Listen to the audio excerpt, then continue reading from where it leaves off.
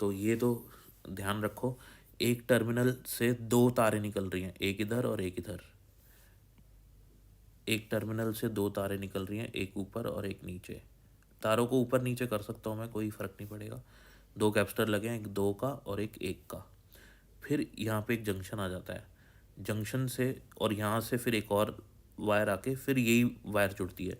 तो यानी कि यहाँ से इसको दोबारा से बनाता हूँ मैं, तो एक ए टर्मिनल से आपके पास दो कैपेसिटर लगे हैं और उन दो कैपेसिटर से फिर से एक तीसरा कैपेसिटर लगा है जो इन दोनों के बीच में है, दो और एक के। तो दो के बाद फिर से तीन आता है और एक के बाद फिर से तीन आता है। तो ये दो वाला और तीन वाला, ये दो, ये एक वाला और फिर तीन वाला। और फिर दूसरे टर्मिनल से जाऊँ, बी से जाऊँ, तो बी से भी ऐसी कहानी है, दो तारें निकल रही हैं और दो कैपेसिटर हैं, फिर ये इसके साथ कनेक्टेड है दोनों।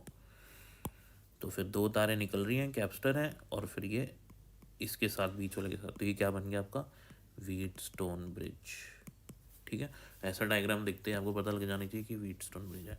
अब व्हीटस्टोन ब्रिज में क्या होता है, ये तो शेप लाइक व्हीटस्टोन ब्रिज है, और कॉन्सेप्चुअली व्हीटस्टोन ब्रिज कब होगा, जब इन दोनों का कैपेसिटेंस का रेशियो या रेजिस्टेंस का रेशियो इन दोनों की रेशियो के बराबर होगा। तो 2/1 क्या 4/2 के बराबर है, हाँ है।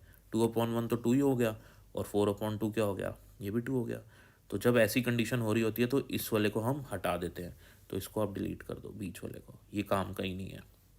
अब क्या हो गया, अब सीधा सीधा दिख रहा है मेरे को कि ये दोनों सीरीज़ में और ये दोनों सीरीज़ में, और इन दोनों का कॉम्बिनेशन आपस में पैरेलल में। तो ऊपर वाले दोनों कौन से हैं, ऊपर वाले दोनों ये हैं, 2 और 4। 2 और 4 सीरीज़ में कितना होगा, अभी बताया था मैंने आपको, 2 × 4/2 + 4। ठीक है, और ये दोनों भी सीरीज़ में आ गया अब आपके पास,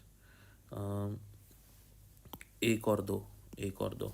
ठीक है, तो एक और दो भी सीरीज़ में हो जाएंगे और उन दोनों का कॉम्बिनेशन पैरेलल में हो जाएगा। तो एक और दो का होगा 1 × 2/1 + 2।